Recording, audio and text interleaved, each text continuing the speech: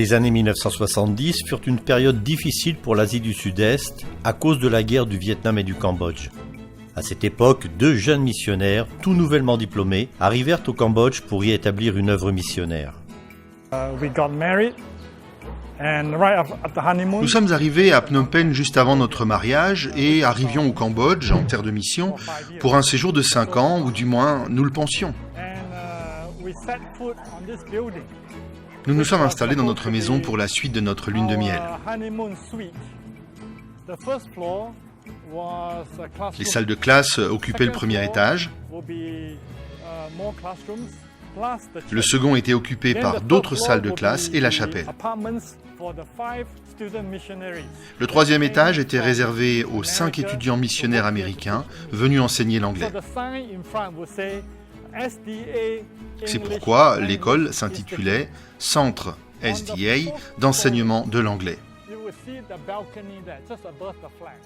Une terrasse occupait le 4e étage où flottait un drapeau. C'est l'endroit que nous avions choisi pour nos temps de prière, car pendant ces années, nous avons eu beaucoup de passages à vide.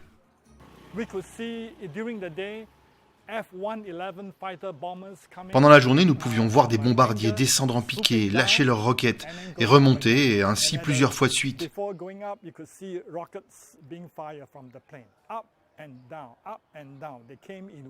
Ils venaient par vagues lors de raids militaires.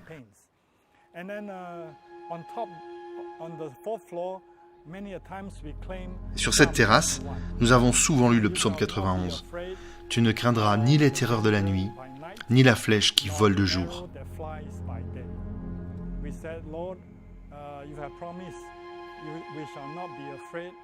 Et nous disions, « Seigneur, tu as promis que nous n'aurions pas peur des bombardiers qui volent le jour, ni les roquettes pendant la nuit. »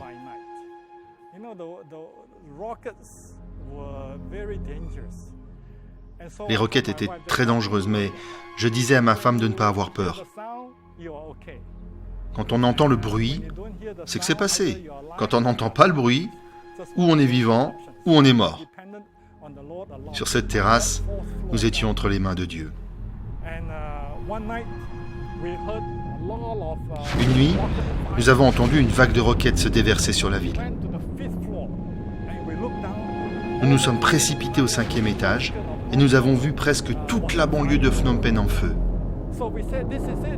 Où que l'on regarde, tout était en feu.